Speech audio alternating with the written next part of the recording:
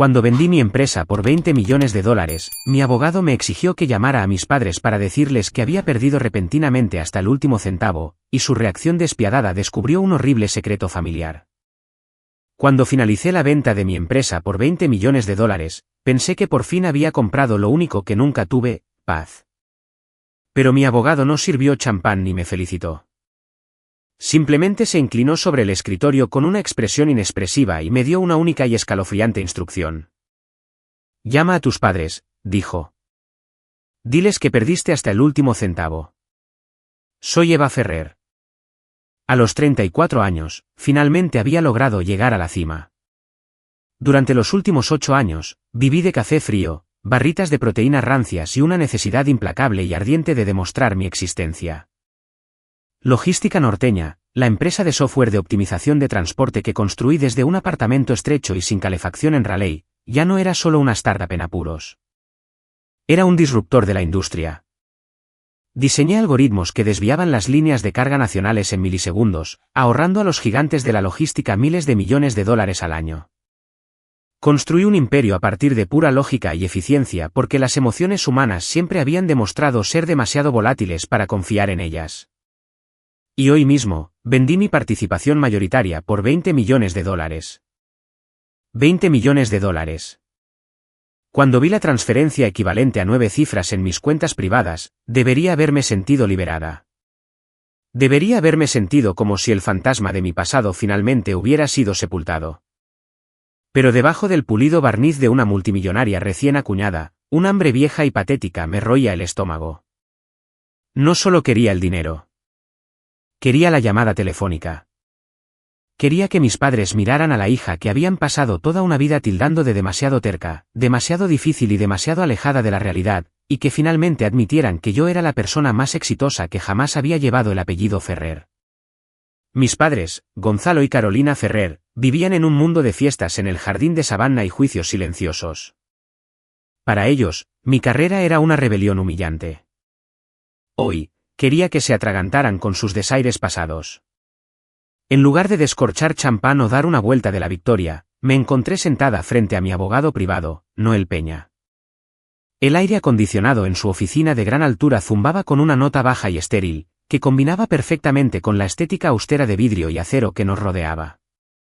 Noel no era un hombre que sonriera a menudo, pero hoy su comportamiento era notablemente sombrío para alguien que acababa de orquestar una adquisición corporativa masiva.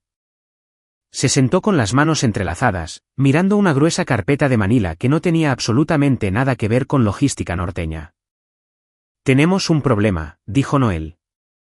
Su voz era plana, completamente desprovista del tono de celebración que yo había esperado. Me recliné en la pesada silla de cuero, cruzando los brazos a la defensiva. El dinero se ha liquidado, Noel. La tinta está seca. Ya no quedan problemas. No con la venta, respondió, deslizando la carpeta sobre el pulido escritorio de caoba. Con tu familia.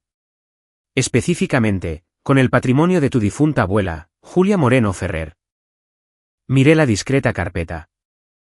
Mi abuela había fallecido hacía 12 años, dejando atrás lo que mis padres siempre describieron como un modesto y enredado lío de activos anticuados que apenas cubrían sus propios impuestos sobre la propiedad.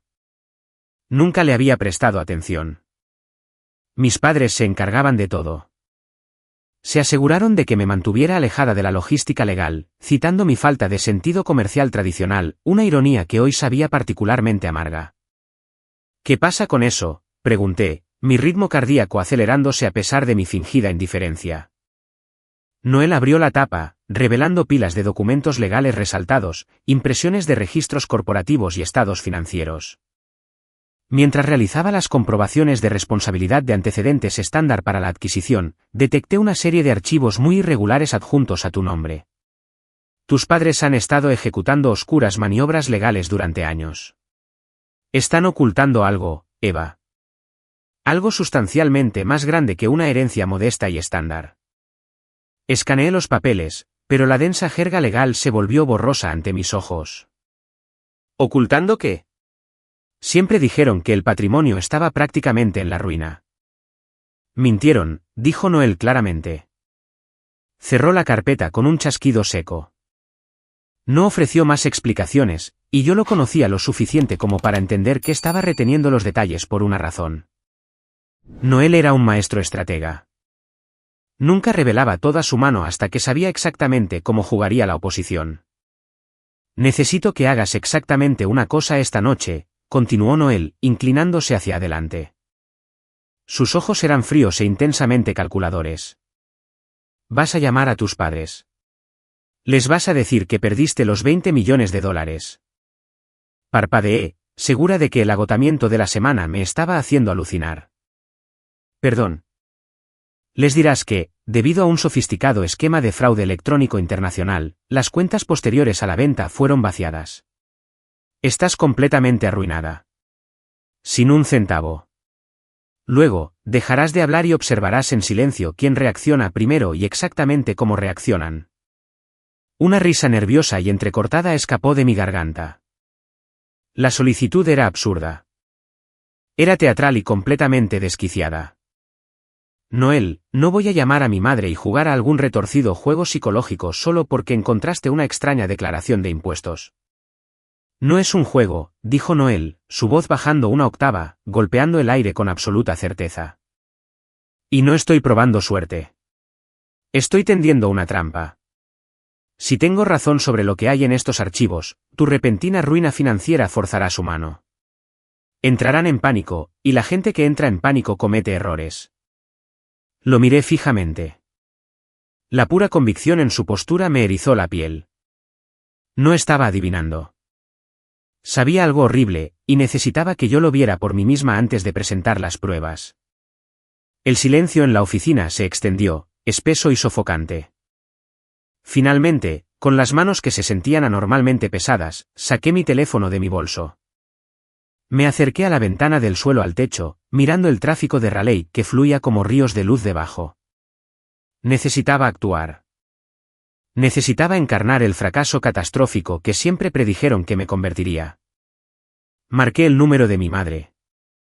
El teléfono sonó 3 veces. Con cada timbre, me concentré en mi respiración, forzando mi pecho a subir y bajar, dejando que el estrés y el aislamiento de los últimos 8 años inundaran mi garganta para imitar un genuino ataque de nervios. Eva, respondió Carolina Ferrer. Su voz era nítida, cortante, llevando ese familiar trasfondo de impaciencia perpetua que siempre reservaba exclusivamente para mí. Mamá, jadeé. Dejé que mi voz se quebrara, produciendo un susurro controlado y tembloroso que sonaba aterradoramente real incluso para mis propios oídos. Mamá, se ha ido. ¿Qué se ha ido? Habla claro, Eva. Sabes que detesto que balbucees. El dinero, sollocé, agarrando el frío cristal de la ventana con tanta fuerza que mis nudillos se pusieron blancos. El dinero de la venta. Los 20 millones de dólares. Hice clic en un enlace de verificación de la agencia de depósito en garantía, pero era un portal falsificado. Fue una estafa de enrutamiento internacional. Las cuentas están completamente vacías. El banco dice que los fondos se movieron al extranjero en minutos. Mamá, no tengo nada. Estoy completamente arruinada. Dejé de hablar. Contuve la respiración, esperando que el instinto maternal se activara. Esperé el grito de horror, el pánico inmediato por mi bienestar, la seguridad de que podría volver a casa, de que contrataríamos a los mejores investigadores, de que mi vida no había terminado. Esperé a que mi madre fuera una madre. El silencio en la línea era absoluto. Se prolongó durante 5 segundos, 10 segundos. Podía oír el débil tintineo de hielo en un vaso de fondo. Mi madre estaba bebiendo su bourbon de la tarde. Estaba completa y totalmente tranquila. Cuando Carolina finalmente habló, su tono estaba completamente desprovisto de emoción. No había conmoción. No había piedad. Solo había una urgencia escalofriante y clínica. ¿Hay alguna posibilidad de recuperar el dinero, o se ha perdido por completo? Las palabras me golpearon como un golpe físico en el pecho. La temperatura en la habitación pareció desplomarse por debajo de 0. No preguntó si estaba a salvo. No preguntó si estaba aguantando. Su única preocupación era el estado legal definitivo de mi bancarrota. Se ha perdido, mamá, susurré, y esta vez, la desolación hueca en mi voz era completamente genuina. La división cibernética dijo que la posibilidad de recuperación es del 0%. Lo perdí todo. Ya veo, dijo Carolina bruscamente, cambiando a un modo administrativo aterrador. Quédate donde estás. No hables con la prensa. Te contactaremos en breve. Colgó. La línea se cortó. Bajé el teléfono, mirando la pantalla negra. Un sudor frío me recorrió la nuca. Toda mi vida, había creído que su distancia emocional era solo un rasgo de personalidad, un estricto estoicismo sureño. Pero esa reacción no fue estoica. Fue un pánico calculado. Fue la reacción de alguien cuya propia agenda oculta acababa de ser violentamente interrumpida por mi repentino y espectacular fracaso. Noel me observaba desde su escritorio, su expresión sin cambios. No ofreció ninguna frase vacía ni simpatía falsa. Sabía exactamente lo que acababa de ocurrir. Me puse de pie, sintiéndome increíblemente inestable, como si el terreno sólido que había pasado una década construyendo simplemente se hubiera desvanecido bajo mis pies. Los 20 millones de dólares en mi cuenta bancaria no podían protegerme de la comprensión de que estaba completamente sola en el mundo. Salí de la oficina de Noel sin decir una palabra más. El viaje de regreso a mi ático vacío fue un borrón de luces de neón y faros cegadores. Me sentía vacía, destripada por una traición que aún no podía nombrar por completo. Entré en mi oscuro apartamento, sin molestarme en encender las luces. Me senté en el borde de mi cama, mirando el horizonte de la ciudad, las torres relucientes que representaban un mundo que había conquistado, pero una victoria que no tenía con quien compartir. Mi teléfono zumbó en la mesita de noche, una vibración aguda y discordante que cortó el silencio sepulcral de la habitación. Me estiré y lo cogí. Era un único mensaje de texto de Noel. No había ningún consejo legal. No había ninguna seguridad reconfortante. Solo había una aterradora frase que brillaba en la dura luz blanca de la pantalla. No duermas. Mañana por la mañana verás sus verdaderos rostros. Miré el texto de Noel durante exactamente 9 minutos. El reloj digital de mi mesita de noche cambió a las 11:45 de la noche, proyectando un duro resplandor rojo contra los muebles de caoba oscura de mi dormitorio. No me había movido ni un centímetro. Mi respiración era superficial, atrapada en algún lugar alto de mi pecho. Noel me había dicho que no durmiera, pero dormir era una imposibilidad biológica en este momento. El silencio de mi ático de Raleigh era absoluto, lo suficientemente espeso como para ahogarse en él. Luego, precisamente a las 11:54, el silencio se hizo añicos. Mi teléfono no solo sonó, estalló. Fue un asalto violento y sincronizado de notificaciones digitales que hizo que el dispositivo vibrara contra mi palma como un insecto moribundo. La pantalla brilló con un blanco cegador, iluminando la habitación oscura. Me preparé, esperando el pánico maternal tardío de mi madre, tal vez una frenética marcha atrás, una repentina comprensión de que su hija acababa de perderlo todo.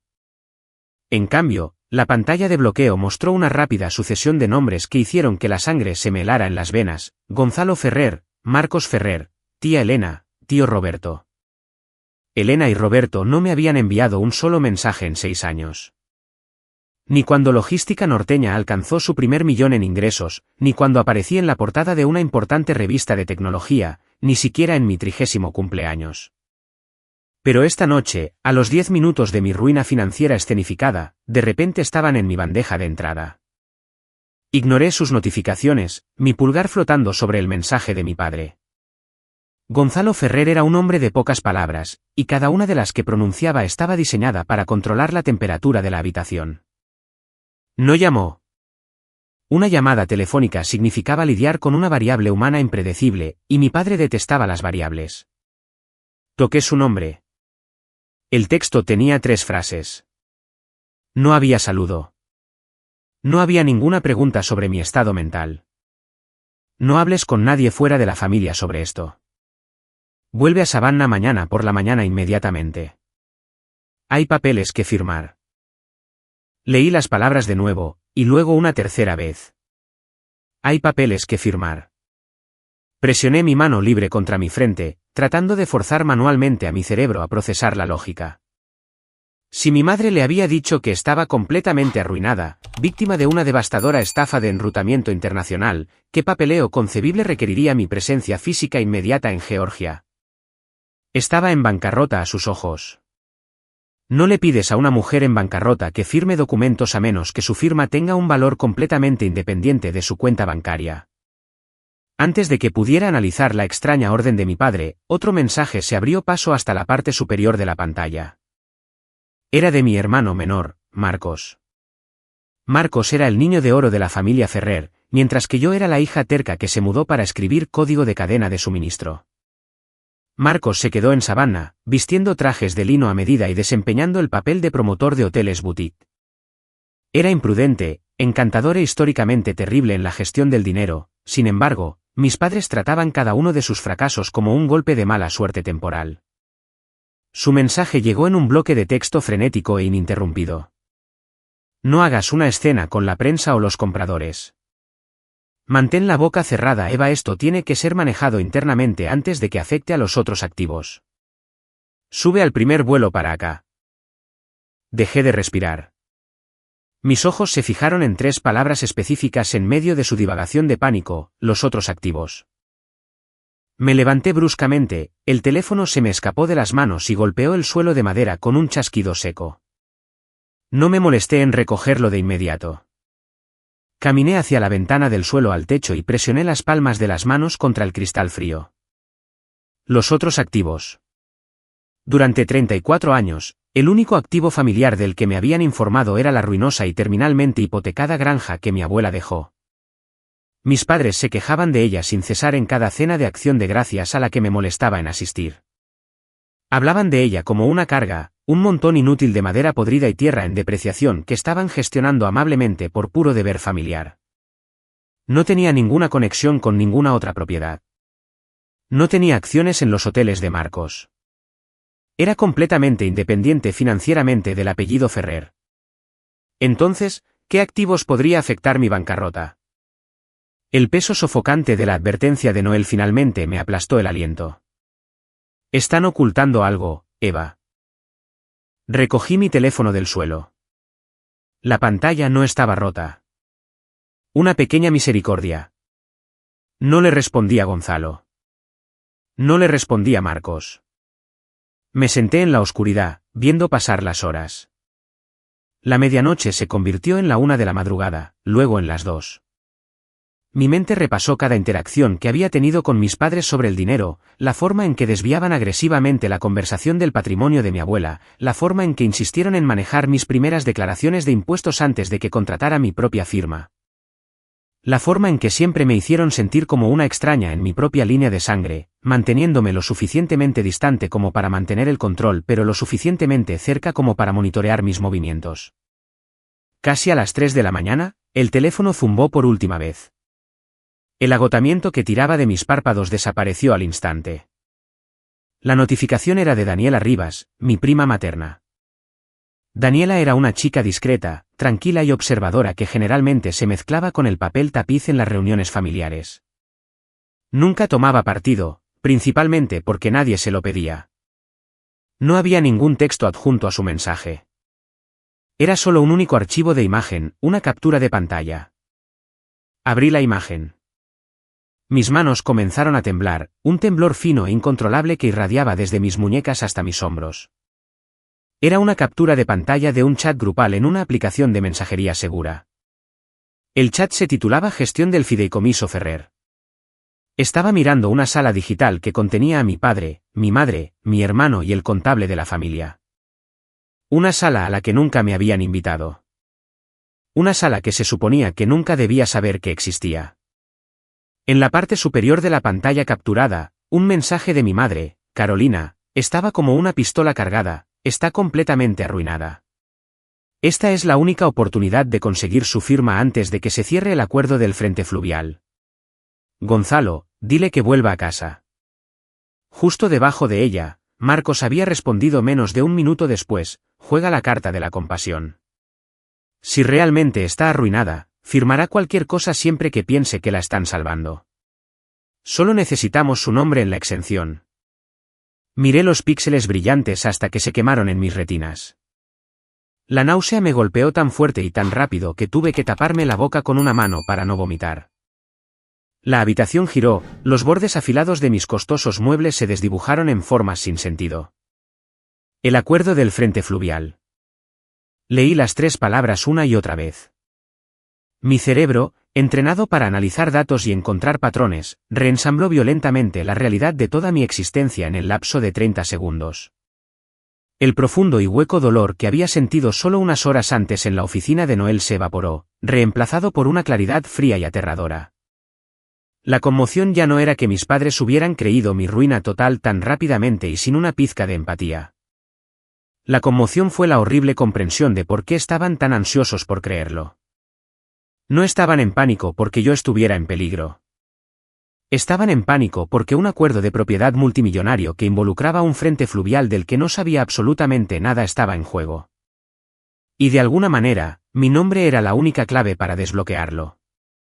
Las palabras de Marcos resonaron en la habitación oscura: firmará cualquier cosa siempre que piense que la están salvando.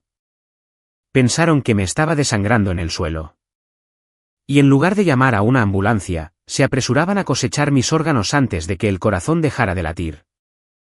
Necesitaban mi desesperación. Me necesitaban rota, humillada y aterrorizada por el futuro, para que les entregara ciegamente cualquier imperio oculto que hubieran estado construyendo a mis espaldas. El temblor en mis manos se detuvo. El sudor frío se secó en mi piel. Cerré la imagen y abrí una nueva ventana de mensaje para Noel Peña. No escribí un párrafo. No pedí una explicación. Escribí exactamente 4 palabras: voy a casa. Bloqueé la pantalla y arrojé el teléfono sobre la cama. Entré en mi enorme armario hecho a medida y saqué una elegante bolsa de viaje de cuero. Comencé a empacar con precisión, metódicamente, un blazer de carbón a medida, una blusa de seda blanca impecable, el tipo de ropa que usas cuando estás a punto de desmantelar una corporación o una familia. Noel había tenido razón. No era un juego, y no estaba probando suerte. Me había entregado un bisturí y me había obligado a abrir las entrañas podridas del legado de los Ferrer. Querían que volviera a Savannah como una fracasada rota y sin un centavo, lista para mendigar las sobras de la mesa familiar. Querían a la chica que habían pasado décadas tratando de reducir a la sumisión. Cerré la cremallera de la bolsa de cuero, el sonido anormalmente fuerte en el silencioso apartamento. No era la chica ingenua que dejó Georgia hace 8 años. Era la arquitecta de logística norteña. Sabía cómo mapear un sistema, identificar las vulnerabilidades estructurales y ejecutar una anulación sistémica total. Mis padres habían pasado toda mi vida tratándome como un pasivo. En solo unas pocas horas, iban a descubrir qué sucede cuando el pasivo decide auditar el libro mayor. El sol apenas había despuntado en el horizonte de Raleigh, cuando empujé las pesadas puertas de cristal del bufete de abogados. Eran las 6:15 de la mañana, pero el aire en el interior ya estaba cargado con la energía estéril e hiperconcentrada de una sala de guerra. El agotamiento de las últimas 24 horas pesaba en mis huesos, pero mi mente vibraba con una claridad peligrosa y afilada. Pasé por delante de la recepción vacía y entré directamente en la oficina privada. Noel ya estaba esperando. Estaba de pie junto a una enorme mesa de conferencias de caoba, con la chaqueta del traje tirada sobre una silla y las mangas arremangadas hasta los codos. La superficie de la mesa ya no estaba vacía. Estaba completamente cubierta de planos arquitectónicos, registros de impuestos del condado y gruesos archivadores llenos de densos documentos legales. Siéntate, instruyó, su voz carente de cualquier cortesía matutina convencional. Empujó una taza humeante de café negro sobre la madera pulida. Tomé asiento, mis ojos recorriendo la caótica extensión de documentos. Dime lo que encontraste. Dime exactamente lo que mi familia ha estado haciendo mientras yo construía mi empresa. Noel se inclinó hacia adelante, apoyando las manos planas sobre la mesa. Durante décadas, tus padres han mantenido una narrativa muy específica sobre el patrimonio de tu abuela. Lo pintaron como una carga financiera, una granja en ruinas y unas pocas hectáreas de lodo inútil y hundido. Les creíste porque no había razón para no hacerlo, respondí, mi voz tensándose.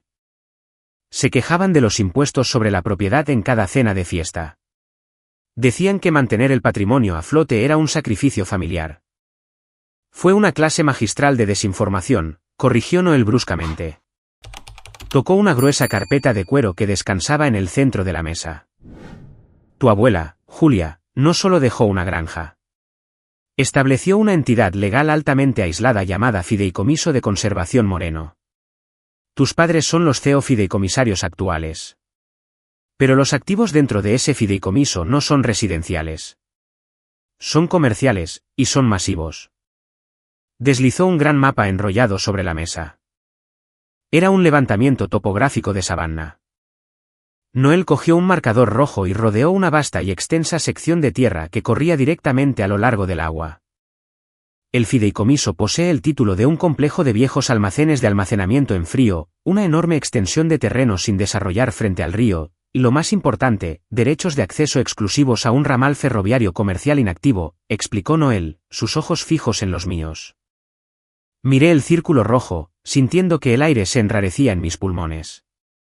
Como fundadora de una empresa de optimización de transporte, no necesitaba un analista para traducir lo que estaba viendo. En la industria moderna de la cadena de suministro, una superficie frente al río conectada directamente a una línea de ferrocarril no era solo tierra, era el santo grial de la logística.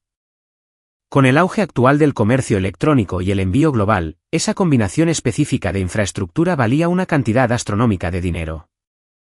Ellos poseen esto, susurré, mi mente luchando por alinear a mis padres, dos personas que afirmaban apenas entender la tecnología moderna, con un imperio comercial. El fideicomiso lo posee, corrigió Noel suavemente. Y durante años, ha estado inactivo. Pero en los últimos 8 meses, la ciudad de Savannah aprobó un proyecto masivo de reurbanización privada de miles de millones de dólares para ese sector exacto del frente fluvial. Los promotores necesitan el terreno de Moreno para conectar su nuevo centro de envío a la red ferroviaria nacional. Sin esa parcela específica, toda la red logística de su proyecto se atasca. Noel comenzó a abrir los archivadores, revelando páginas de archivos corporativos recién sellados. En el momento en que se dio luz verde a ese proyecto de reurbanización, el valor del fideicomiso se disparó. De repente, tus padres estaban sentados en una auténtica mina de oro. Rastré un repentino y frenético torbellino de actividad legal que comenzó alrededor del 1 de año.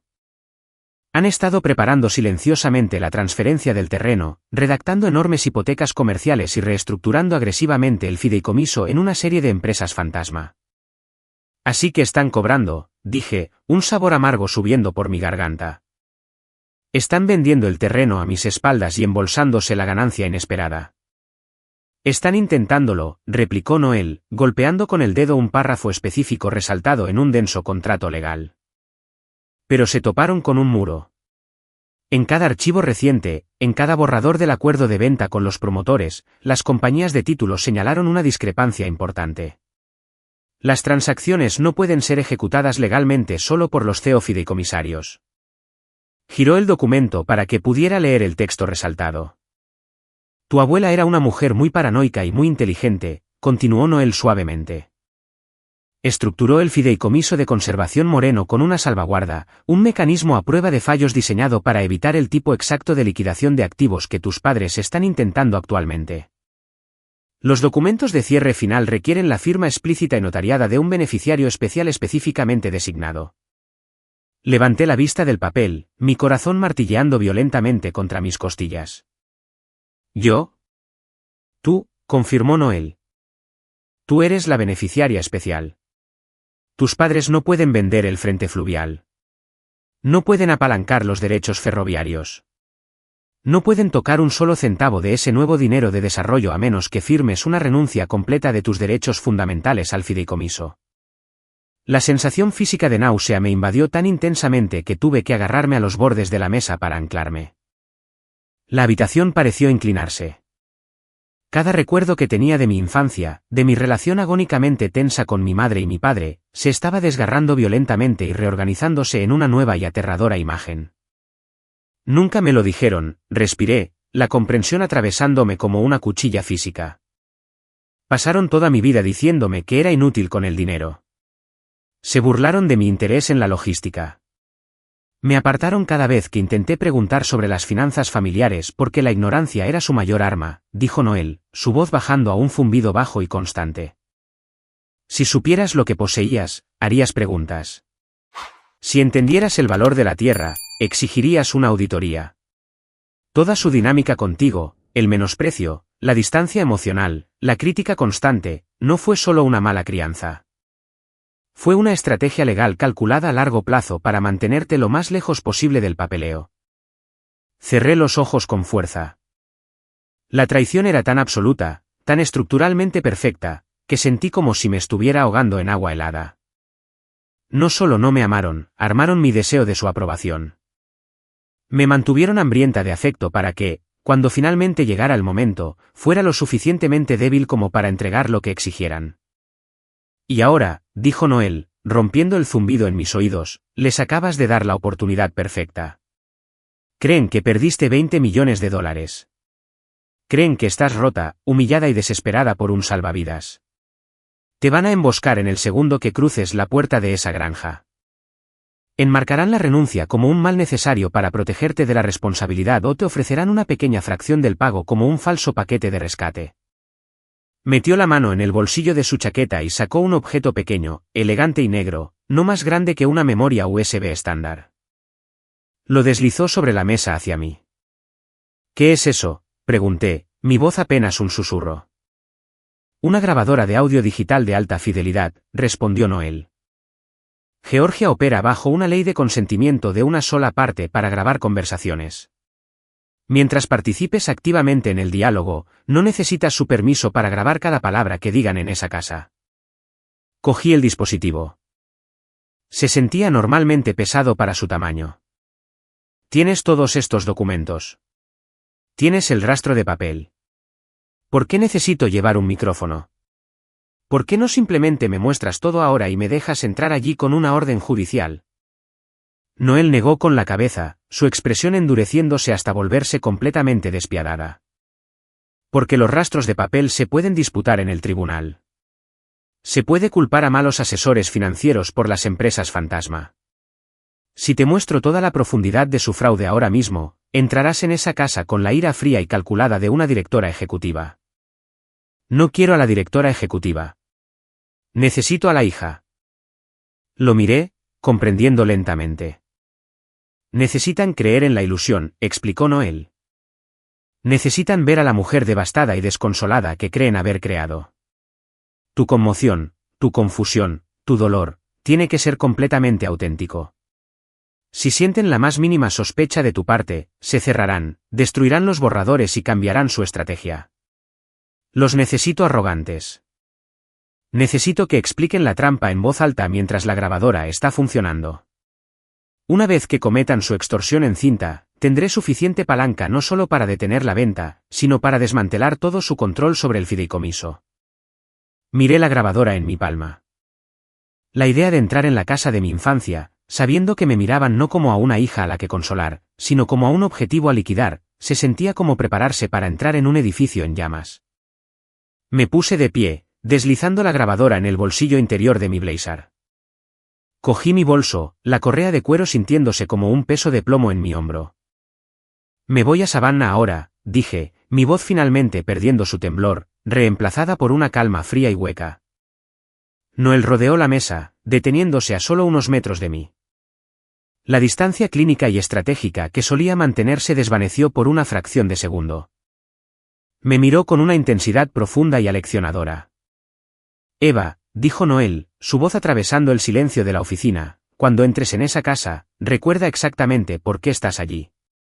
No busques una disculpa. No busques un malentendido.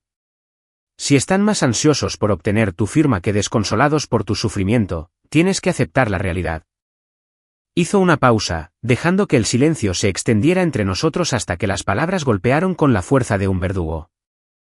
Nunca fuiste una hija a sus ojos. Eres un obstáculo. El camino de grava crujió bajo los neumáticos de mi coche de alquiler, un sonido áspero y chirriante que rompió la pesada humedad de Savannah. Aparqué frente a la granja.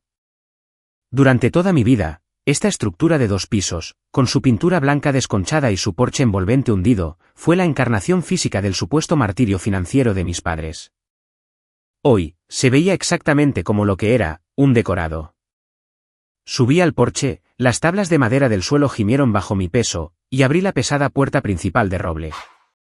La transición del sofocante calor georgiano al interior fuertemente climatizado me erizó la piel. Caminé hacia el comedor formal, las suelas de mis zapatos resonando en el silencioso pasillo. Al cruzar el umbral, se me cayó el estómago. Noel me había advertido, pero ver la trampa perfectamente dispuesta en la casa de mi infancia fue un golpe visceral. Esto no era una reunión familiar para lamentar una pérdida devastadora. Era un tribunal corporativo disfrazado de intervención. La antigua mesa de comedor de caoba estaba desprovista de su habitual centro de mesa decorativo.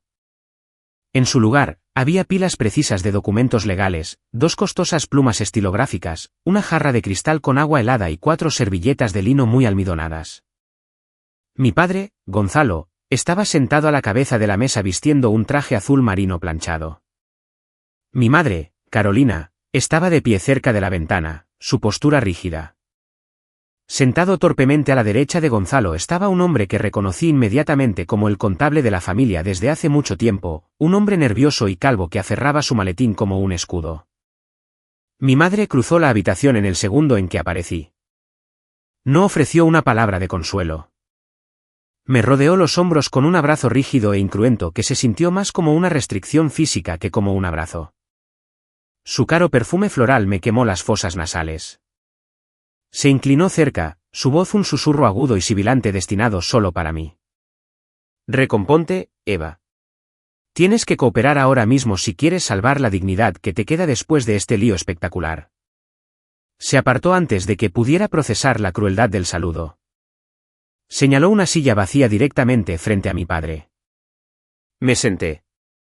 La grabadora digital escondida en el bolsillo interior de mi blazer presionaba fríamente contra mis costillas, un recordatorio sólido y firme de por qué estaba realmente aquí.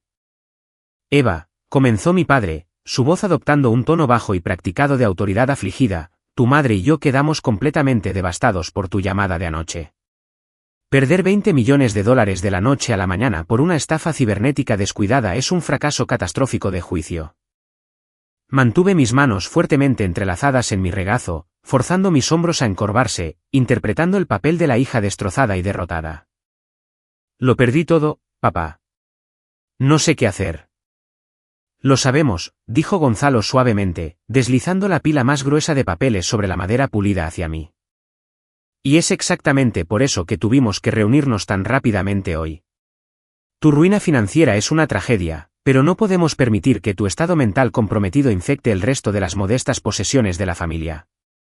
Claramente no estás en condiciones de administrar activos. Bajé la vista hacia la primera página. Era una renuncia voluntaria a la supervisión del fideicomiso. Como estás completamente arruinada, explicó Gonzalo, tocando la página con su dedo índice, necesitamos que firmes esto inmediatamente. Suspende temporalmente tus derechos como beneficiaria y confirma legalmente que careces de la competencia financiera para participar en cualquier decisión relativa al patrimonio familiar. Es una medida de protección, Eva. Por tu propio bien. Dirigí mi mirada a la esquina más alejada de la habitación. Mi hermano menor, Marcos, estaba encorvado en un sillón de orejas. Llevaba una camisa de lino perfectamente confeccionada, sosteniendo un vaso de té helado. Había colocado su teléfono móvil contra una pila de posavasos en la mesa auxiliar. La pantalla estaba oscura, pero el ángulo apuntaba perfectamente a mi cara. No solo me estaba observando, me estaba grabando. Estaba esperando a que me derrumbara, a que sollozara, a que tuviera un ataque de histeria para poder capturar una prueba digital irrefutable de que era mentalmente inestable. Tragué saliva, forzando un temblor en mis manos mientras alcanzaba el documento. Pasé lentamente las páginas, actuando como si mi visión estuviera borrosa por las lágrimas, pero mis ojos estaban agudos. Escaneé los densos párrafos, detectando al instante la píldora venenosa para la que Noel me había preparado. Estaba enterrada en la 7ª página bajo un encabezado engañoso. Si firmaba este documento, no solo estaría suspendiendo mis derechos, estaría autorizando una indemnización general. La cláusula establecía explícitamente que absolvía a los fideicomisarios actuales de toda responsabilidad con respecto a su gestión, transacciones y reestructuración del fideicomiso durante los últimos 12 años. Era un perdón legal completo por cada dólar que habían robado y un pase libre para finalizar la venta del frente fluvial. Papá, susurré, dejando que mi voz se quebrara perfectamente. Esto es mucho papeleo. Ni siquiera puedo pensar con claridad. ¿Por qué tiene que hacerse hoy? Acabo de perder toda mi empresa hace 12 horas. No podemos esperar unas semanas. La mandíbula de Gonzalo se tensó. La fachada del patriarca cariñoso se deslizó, revelando el pánico despiadado debajo. No podemos esperar, espetó, su voz subiendo bruscamente.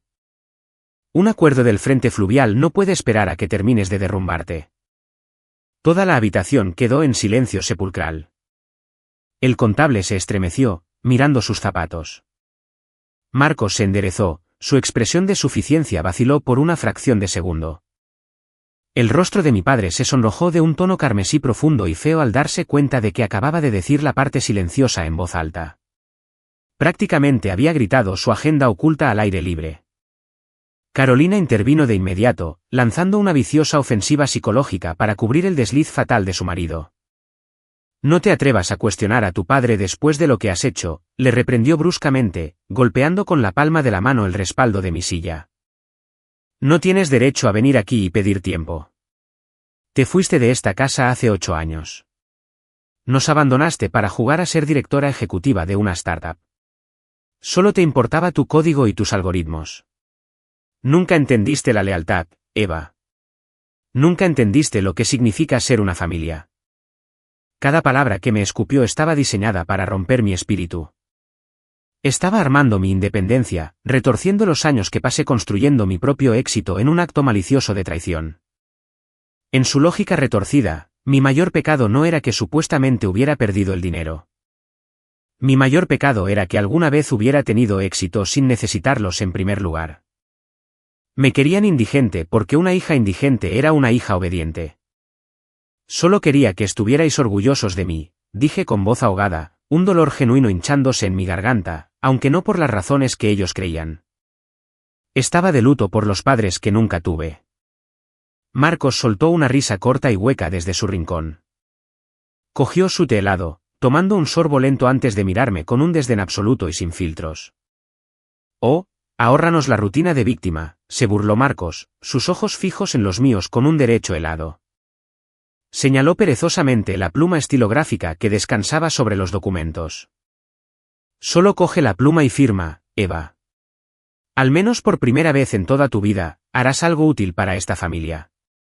La pura humillación del momento flotaba en el aire, espesa y sofocante, una ejecución perfectamente orquestada de mi dignidad. Todos me miraban, esperando que me rindiera, esperando que la chica rota finalmente se sometiera a la masacre. Miré la pluma, luego miré la gruesa pila de papeles. La grabadora digital presionaba contra mi costado, capturando cada aliento, cada insulto, cada confesión condenatoria. Extendí la mano y envolví mis dedos temblorosos alrededor del frío cañón de metal de la pluma. El frío metal de la pluma estilográfica se calentó contra mis dedos temblorosos. Cerní la punta a una fracción de pulgada por encima de la línea de la firma.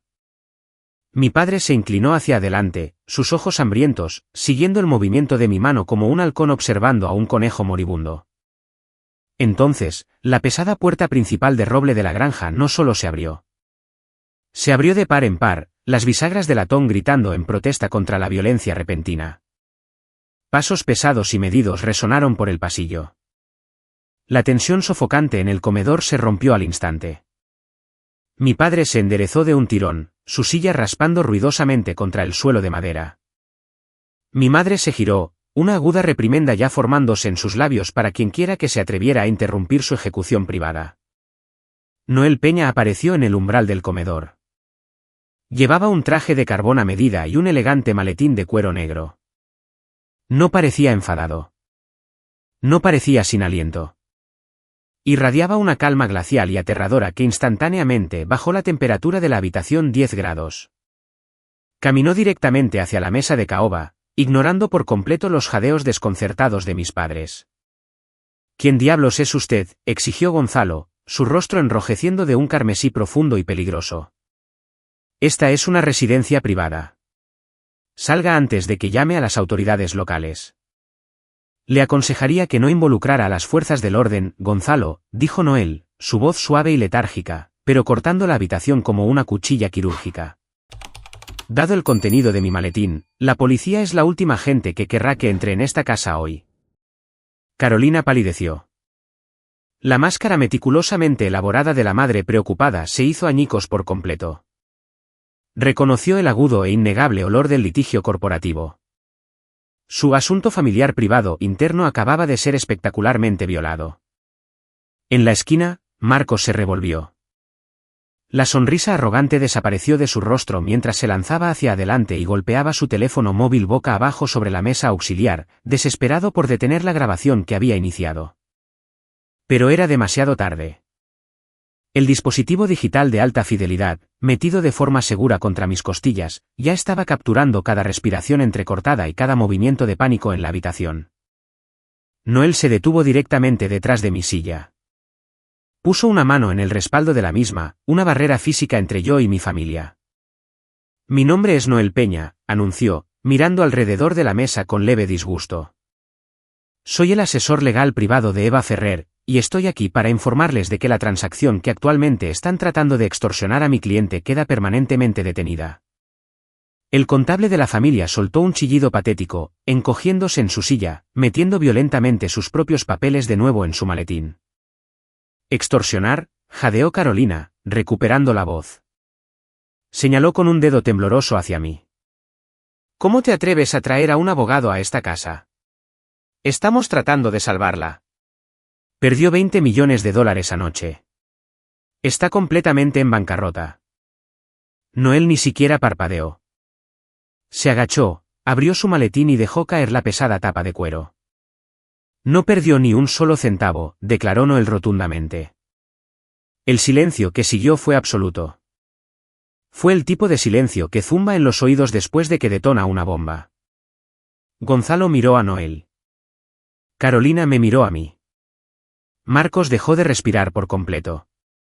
Los $20 millones de la adquisición de Logística Norteña están seguros en una cuenta de fideicomiso asegurada y de varios niveles, continuó Noel, su tono conversacional, como si discutiera el clima. La historia sobre el fraude electrónico internacional fue un escenario fabricado. Le di instrucciones a Eva para que hiciera esa llamada para probar una hipótesis. Necesitábamos ver si la familia Ferrer reaccionaría a su catastrófica ruina con amor incondicional o con codicia depredadora. Respondieron a esa pregunta en menos de 12 horas. Lentamente, volví a colocar la pluma estilográfica sobre la mesa. Me enderecé. El temblor fabricado en mis manos desapareció. La postura encorvada y derrotada se evaporó. Miré directamente a mi padre, y por primera vez en mi vida, no vi a un patriarca imponente. Vi a un hombre pequeño y aterrorizado. «Nos mentiste», susurró Gonzalo, su voz temblando con una mezcla de conmoción y furia creciente. «Aprendí de los mejores», respondí fríamente. Noel comenzó a sacar documentos de su maletín, dejándolos caer sobre la antigua mesa de caoba, justo encima de los papeles de renuncia fraudulentos que mi padre había preparado. Los agudos golpes del papel contra la madera sonaron como disparos. «Hablemos de la compañía de responsabilidad limitada Cuenca del Roble», dijo Noel, dejando caer una gruesa pila de extractos bancarios y documentos de incorporación. Mi madre soltó un jadeo ahogado, llevándose la mano a la garganta. Gonzalo prácticamente se derrumbó de nuevo en su silla. «Una entidad corporativa fascinante», reflexionó Noel, paseando ligeramente. «Registrada hace 3 años en Delaware. Los firmantes principales son Gonzalo y Carolina Ferrer. Durante los últimos 36 meses, Cuenca del Roble ha estado desviando honorarios de gestión. Aumentos artificiales de alquiler y enormes valores de préstamos no garantizados directamente del Fideicomiso de Conservación Moreno. No tiene absolutamente ningún derecho a investigar nuestros negocios privados», gritó Marcos desde su rincón, su voz quebrándose por el pánico. Noel dirigió su mirada glacial hacia mi hermano. «Tengo todo el derecho, Marcos, cuando el dinero robado de ese fideicomiso se está utilizando para apuntalar artificialmente tu fallido desarrollo de hotel boutique en el frente fluvial. Necesitabas liquidez. Tus padres la proporcionaron colateralizando en secreto el mismo fideicomiso que juraron proteger. Hipotecaron la herencia de Eva para financiar tu incompetencia. El contable ahora sudaba profusamente, mirando desesperadamente la puerta principal. Noel dejó caer otro archivo sobre la mesa. Y cuando se anunció el proyecto de reurbanización del frente fluvial, se dieron cuenta de que la tierra en el fideicomiso de repente valía una fortuna astronómica. Organizaron la venta de una parcela privilegiada del patrimonio a los promotores. El único problema era la cláusula del beneficiario especial. Necesitaban que Eva renunciara a sus derechos antes de que descubriera que tenía el poder de vetar toda la venta. Mi padre intentó recuperarse. Golpeó la mesa con el puño. Soy el fideicomisario. Tengo el poder discrecional de suspender los derechos de un beneficiario descuidado para proteger el patrimonio. Esa cláusula en el documento fundacional me da la autoridad absoluta para destituirla. Noel realmente sonrió. Fue una expresión aterradora. Realmente deberías haber contratado mejores abogados, Gonzalo, dijo Noel, deslizando una copia resaltada del documento original del fideicomiso fundacional de mi abuela sobre la mesa. Esa cláusula no te permite suspender a un beneficiario por descuido personal. Es una salvaguarda fiduciaria. Específicamente establece que cualquier intento por parte de un fideicomisario administrador de autonegociar, malversar o coaccionar a un beneficiario resulta en la terminación inmediata e innegociable de su estatus de fideicomisario. El color desapareció por completo del rostro de mi padre. Miró el texto resaltado como si estuviera escrito en un idioma extranjero. El arma que habían intentado usar contra mí acababa de ser girada y presionada directamente contra sus propias gargantas. Noel sacó 2 documentos finales de su maletín. Eran limpios, simples y absolutamente devastadores. Puso uno frente a Gonzalo y otro frente a Carolina. Estas son cartas de renuncia voluntaria, instruyó Noel. Renunciarán como CEO fideicomisarios del Fideicomiso de Conservación Moreno, con efecto inmediato. Entregarán todo el control administrativo a Eva. Si firman estos documentos ahora mismo, congelaremos los activos y manejaremos la transición en silencio. Y si nos negamos, siseó Carolina, sus ojos llenos de odio venenoso. Si se niegan a firmar, respondió Noel, inclinándose sobre la mesa, su voz bajando a un susurro letal, saldré de esta casa e inmediatamente presentaré una orden judicial ante el Tribunal Estatal. Solicitaré una auditoría forense completa de cada transacción entre el fideicomiso, Cuenca del Roble y el Hotel de Marcos durante los últimos 12 años. Entregaré la evidencia de su fraude electrónico, malversación y violación fiduciaria directamente a los fiscales federales. No solo perderán el acuerdo del Frente Fluvial. Irán a una prisión federal. El comedor se sintió como un vacío. La dinámica de poder había cambiado tan violenta y rápidamente que el aire mismo se sentía pesado. La trampa que habían pasado meses construyendo se acababa de cerrar sobre sus propias piernas. Los vi asfixiarse bajo el peso de su propia arrogancia. La poderosa familia Ferrer, reducida a delincuentes comunes sentados en una mesa de comedor. Carolina miró a Gonzalo, puro terror en sus ojos. Marcos estaba completamente en silencio, su rostro pálido y brillante de sudor. Esperé a que mi padre cogiera la pluma. Esperé la rendición final. En cambio, Gonzalo levantó lentamente la cabeza. El pánico que lo había atenazado momentos antes comenzó a retroceder, reemplazado por un desafío oscuro y escalofriante. No miró los papeles de renuncia. No me miró a mí. Miró directamente a Noel, sus ojos entrecerrándose en frías rendijas. Estaba acorralado, sangrando y enfrentando la destrucción total, pero parecía un hombre que todavía escondía un arma cargada debajo de la mesa. Gonzalo echó su silla hacia atrás ligeramente, entrelazando sus dedos. Habló con una calma aterradora y helada que me erizó el vello de los brazos. Tiene un maletín muy impresionante, señor Peña, se burló Gonzalo, su voz resonando en el silencio sepulcral de la habitación. Pero todavía le faltan los archivos originales. Está operando con suposiciones y copias secundarias. Todavía no tiene lo único necesario para derribarnos. Gonzalo empujó los papeles de renuncia de vuelta sobre la antigua mesa de caoba. Sus movimientos eran deliberadamente lentos, un intento arrogante de reclamar la sofocante autoridad que había ejercido sobre mí desde la infancia. Entrelazó sus dedos, apoyándolos sobre la evidencia condenatoria que Noel acababa de presentar. Tiene una impresionante colección de fotocopias y deducciones circunstanciales, señor Peña, se burló Gonzalo, su tono goteando con descendencia practicada. Pero no tiene el testamento suplementario original. No tiene el codicilo físico que mi madre redactó antes de morir. Sin ese específico y notariado trozo de papel, toda su teoría legal no es más que un cuento de hadas construido sobre errores administrativos. No firmaré una maldita cosa. Y ningún juez en el estado de Georgia otorgará una orden judicial basada en un abogado que juega a las adivinanzas. Al ver a su marido mantener la línea defensiva, mi madre cambió inmediatamente su estrategia.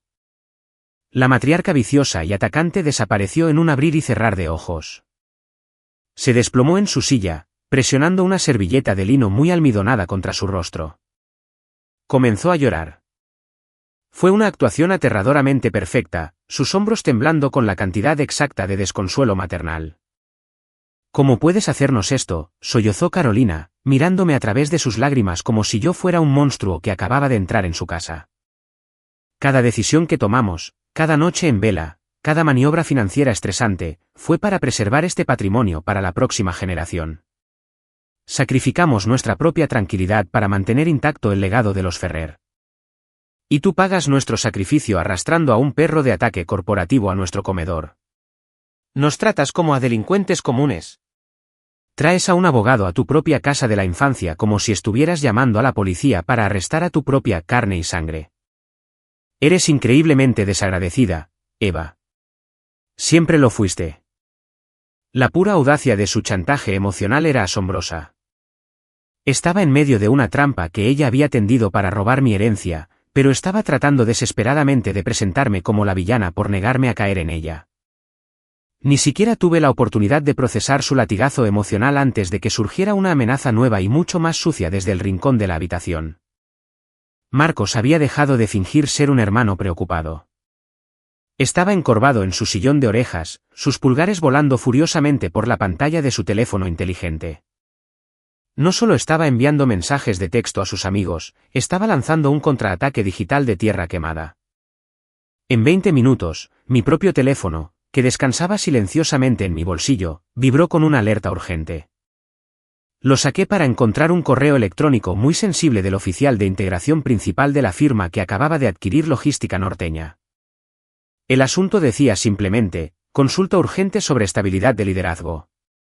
Abrí el mensaje, mi sangre se heló. Marcos se había puesto en contacto con su red de inversores locales de Savannah, corredores de capital de riesgo y socios comerciales. Había tejido una narrativa rápida y venenosa de que estaba sufriendo una grave y aguda crisis psiquiátrica tras el estrés de la compra corporativa. Afirmaba que era muy inestable, que alucinaba con conspiraciones financieras masivas y que se volvía violentamente contra su propia familia en un frenesí paranoico. El rumor se había extendido como la pólvora por la unida comunidad empresarial del sur, llegando finalmente a oídos de mis compradores corporativos.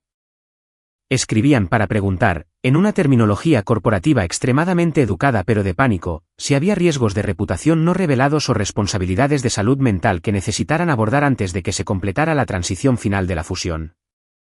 Marcos estaba tratando de destruir mi reputación profesional para desacreditar cualquier reclamo legal que pudiera hacer contra ellos. Le mostré el correo electrónico a Noel. Apenas miró la pantalla brillante antes de volver su mirada glacial hacia mi hermano. Déjalo escribir, dijo Noel en voz baja, aunque su voz se escuchó sin esfuerzo en toda la habitación. Una campaña de desprestigio es siempre el último recurso desesperado de un hombre que se ahoga. Noel volvió su atención a su maletín abierto. Sacó una delgada carpeta azul pálido que había retenido deliberadamente durante la confrontación inicial. La dejó caer sobre la mesa con un suave golpe. Ya que estamos hablando de sacrificios hechos por la próxima generación, Carolina, dijo Noel, su voz completamente desprovista de piedad, examinemos la beca conmemorativa Julia Moreno. Mi madre dejó de llorar al instante. La servilleta de lino cayó a su regazo. Gonzalo se movió incómodamente en su silla, su postura arrogante vaciló. Noel abrió la carpeta azul, extendiendo una serie de libros de contabilidad internos y recibos de transferencias bancarias. Tenía curiosidad por saber por qué un pequeño fondo educativo de caridad generaba tantos gastos administrativos, explicó Noel, siguiendo los números con su pluma.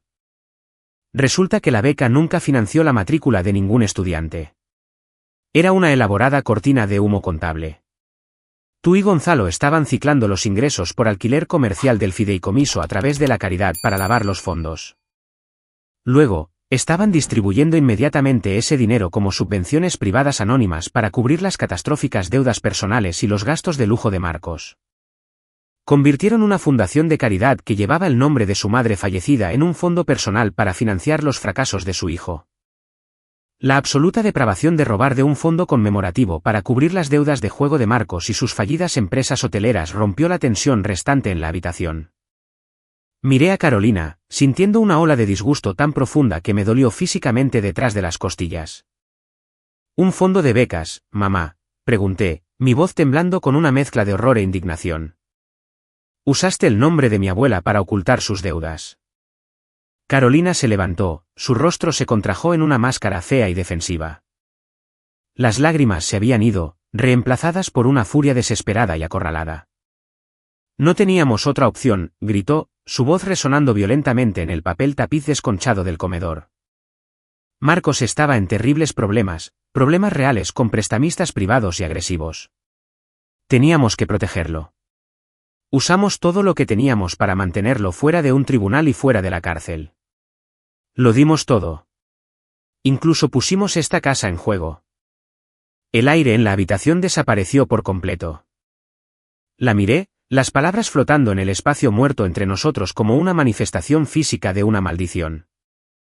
Esta casa, repetí, mi voz bajando a un susurro hueco y apenas audible.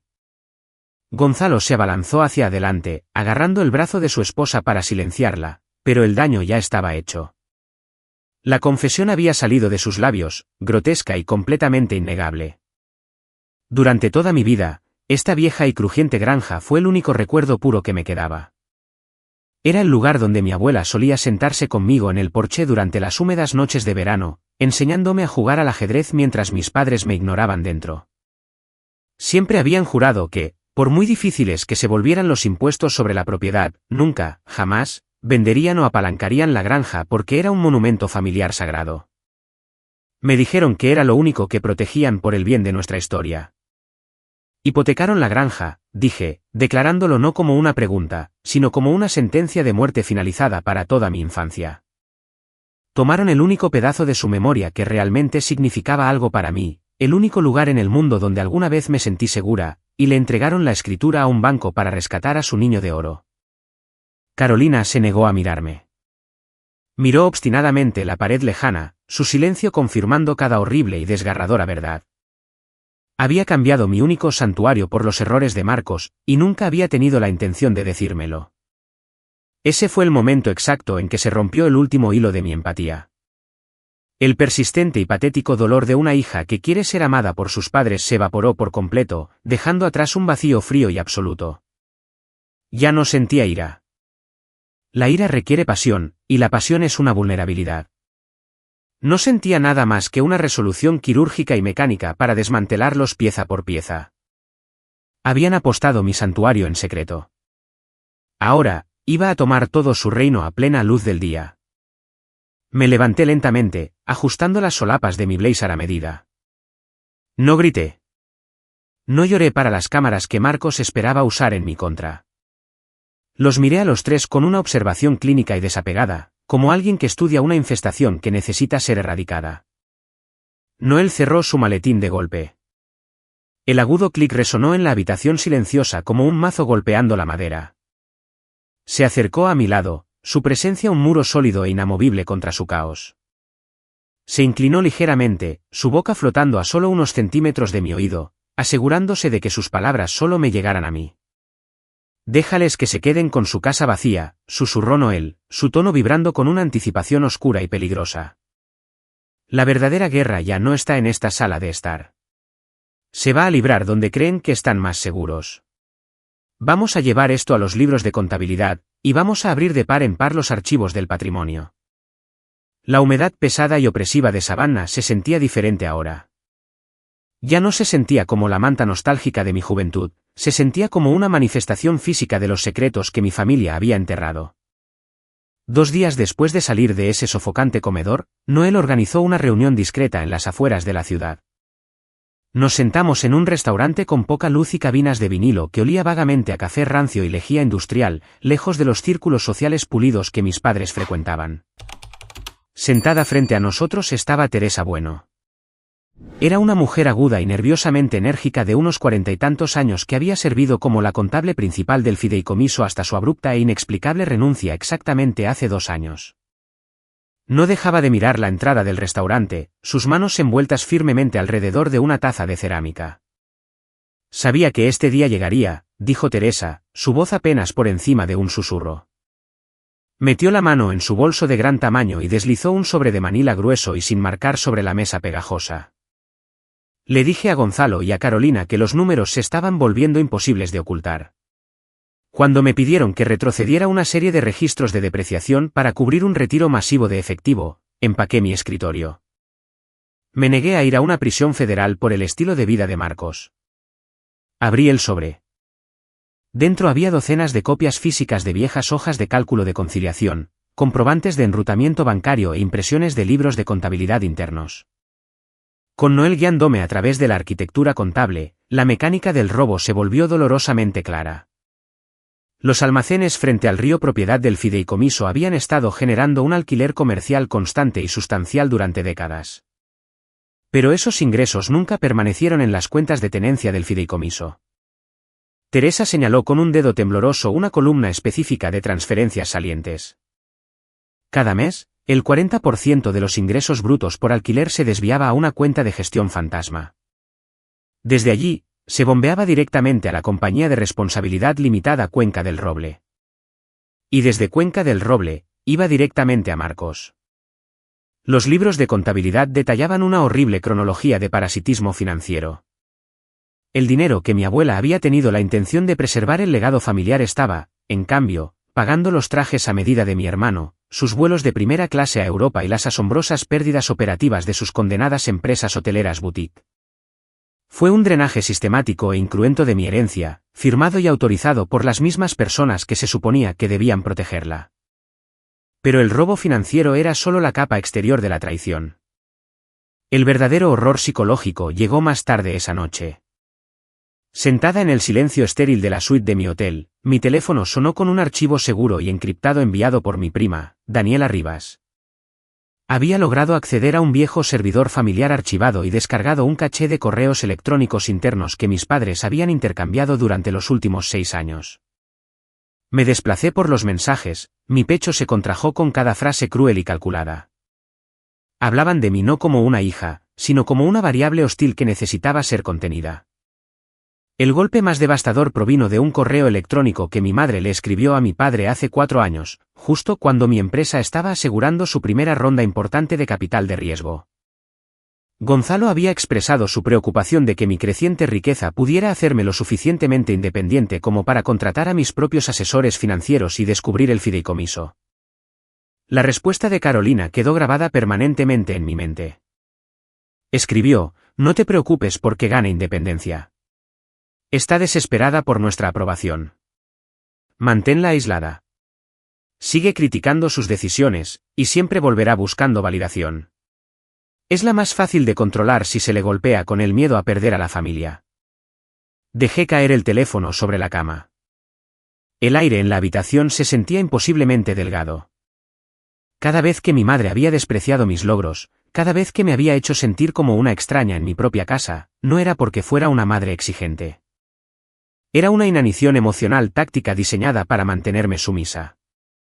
Fabricaron una amenaza constante de abandono, para que permaneciera demasiado paralizada como para mirar alguna vez detrás de la cortina. La pieza final y demoledora del rompecabezas cayó en su lugar a la mañana siguiente. Noel entró en mi suite llevando una caja de archivo de cuero gastada que había conseguido citar con éxito del bufete de abogados original que redactó el patrimonio de mi abuela. No dijo una palabra. Simplemente extrajo un trozo de papel de carta frágil y amarillento y me lo entregó. Era una carta escrita a mano de mi abuela, Julia, dirigida a su contable privado, fechada hace 14 años. Leí la delicada caligrafía, y el suelo sólido bajo mis pies cedió por completo. En la carta, mi abuela instruía explícitamente a su contable que reservara un fondo semilla dedicado de $75.000, bloqueado en una cuenta de depósito en garantía segura. Las instrucciones eran muy claras, el dinero debía ser liberado para mí en el momento en que decidiera lanzar mi propia empresa independiente. Sabía que tenía una mente para la logística, y quería asegurarse de que tuviera el capital para escapar de Savannah. Hace 8 años, cuando intentaba desesperadamente lanzar logística norteña desde un apartamento helado, acudí a mis padres y les rogué un préstamo. Hicieron una producción teatral masiva y agonizante al respecto. Afirmaron que tuvieron que liquidar sus propios ahorros personales. Me hicieron firmar un pagaré. Me entregaron un cheque por $75.000, diciéndome que era el sacrificio supremo de su amor paternal. Durante 8 años, cargué con el peso aplastante de esa deuda. Les devolví el dinero con intereses. Les dejé usar ese préstamo sobre mi cabeza en cada reunión familiar, tragándome en silencio sus arrogantes recordatorios de que todo mi imperio se construyó sobre su generosidad. Era mi dinero. Habían tomado el regalo que mi abuela me había dejado en secreto, lo habían lavado a través de sus propias cuentas y me lo habían entregado como un préstamo de alto interés. Usaron mi propia herencia para comprar mi gratitud servil de por vida. Me quedé junto a la ventana del hotel, mirando el extenso dosel de los robles de Savannah. El dolor de la comprensión fue tan absoluto que pasó por alto el duelo por completo y se cristalizó en algo frío, duro y aterradoramente tranquilo. Comencé a unir sin esfuerzo los recuerdos fragmentados de mi vida en un mosaico perfecto y horrible. Finalmente entendí por qué mis padres siempre agitaban las manos con desdén y decían que no había nada de qué preocuparse cada vez que preguntaba sobre los impuestos sobre el patrimonio. Entendí cómo Marcos podía permitirse conducir un deportivo importado de $100.000 mientras permanecía perpetuamente desempleado. Entendí por qué los susurros urgentes y en voz baja en la sala de estar cesaban instantáneamente en el segundo en que entraba por la puerta. Toda mi vida había sido una obra de teatro meticulosamente curada, y yo era la única que no sabía que llevaba un disfraz. Me aparté de la ventana y miré a Noel. Me observaba con esa misma mirada clínica y evaluadora, esperando a ver si el peso emocional me aplastaría o me forjaría. Ya no solo quiero detener la venta del frente fluvial, Noel, dije, mi voz completamente despojada de cualquier vacilación o calidez familiar. Ganar una orden judicial silenciosa no es suficiente. Construyeron todo este reino en la oscuridad. Quiero arrastrar cada libro mayor, cada correo electrónico y cada mentira a la luz cegadora. Quiero que sus palabras pierdan todo poder en esta ciudad. Noel asintió lentamente, una satisfacción depredadora brillando en sus ojos. Cogió su maletín y sacó su teléfono. Entonces escalamos, dijo Noel suavemente. Ya he sentado las bases. No vamos a volver a la granja. Vamos a llevar la guerra al teatro corporativo. Explicó la siguiente fase de la ofensiva. Estaba convocando una reunión obligatoria de emergencia con la Junta Asesora Oficial del Fideicomiso, los auditores de cumplimiento independientes y lo más importante, los representantes principales de la firma de desarrollo privado que compraba el terreno frente al río. Íbamos a reunir a las mismas personas que mis padres necesitaban desesperadamente impresionar. Gonzalo y Carolina Ferrer habían pasado décadas operando bajo el escudo protector de la autoridad parental, tratándome como a una niña ingenua y desobediente. Pero mañana por la mañana, en una sala de juntas con paredes de cristal en lo alto de la ciudad, ya no se les permitiría hablarme como padres. Se verían obligados a responder como gestores fiduciarios acusados públicamente de apropiación indebida grave de activos. Y yo iba a ser la que hiciera las preguntas. La sala de conferencias en el piso 40 del rascacielos legal del centro olía a ozono y a café tostado caro. Precisamente a las 10 de la mañana, la pesada puerta de cristal se cerró de golpe, sellándonos dentro de un campo de batalla corporativo insonorizado. Noel había orquestado la disposición de los asientos con la precisión de un general militar. Me senté en el centro de la larga y pulida mesa de mármol. A mi derecha se sentaron los auditores de cumplimiento independientes y 2 directores principales de adquisiciones de la firma de desarrollo privado del Frente Fluvial, vistiendo trajes a medida y expresiones de leve irritación. A mi izquierda se sentó Enriqueta Valle, la abogada de patrimonio original que había redactado el testamento de mi abuela décadas atrás. Era una mujer frágil pero increíblemente aguda de unos 70 y tantos años, sus manos descansando tranquilamente sobre un gastado maletín de cuero. Cuando mis padres y mi hermano entraron en la habitación, no parecían criminales acorralados. Parecían realeza que había sido convocada a un tribunal de tráfico. Gonzalo tomó el asiento directamente frente a mí, desabrochándose casualmente la chaqueta del traje. Llevaba un aire de arrogancia impenetrable, operando bajo la ilusión de que esto era simplemente un obstáculo administrativo menor. En su mente, todo lo que tenía que hacer era retrasar los procedimientos, detener la orden judicial y mantener a los promotores ocupados hasta que el dinero del Frente Fluvial lavara su década de crímenes financieros. Carolina se sentó a su lado, negándose a hacer contacto visual conmigo, su barbilla inclinada hacia arriba en desafío. Marcos tomó el asiento más cercano a la puerta. No los fulminé con la mirada. No ofrecí un saludo. Me senté perfectamente quieta, mis manos descansando ligeramente junto a una formidable pila de documentación, los registros de conciliación, los recibos de transferencia bancaria, y descansando justo encima, la elegante grabadora de audio digital. La pura falta de emoción en mi rostro fue lo primero que resquebrajó su armadura. Marcos vio la grabadora. Su postura arrogante se derrumbó al instante, sus ojos se movieron frenéticamente hacia la salida. Era el eslabón más débil, un hombre que nunca había enfrentado una consecuencia en su vida, dándose cuenta de repente de que las salidas estaban cerradas. Hagamos esto breve, anunció Gonzalo, inclinándose hacia adelante y dirigiéndose a los directores de desarrollo, ignorando por completo a Noel y a mí. Mi hija ha sufrido recientemente un grave trauma profesional. Esta reunión es el resultado desafortunado de un malentendido muy emocional con respecto a los activos familiares. Les aseguro que el fideicomiso sigue siendo plenamente operativo, y nuestro cronograma para la transferencia del Frente Fluvial no se ve afectado en absoluto.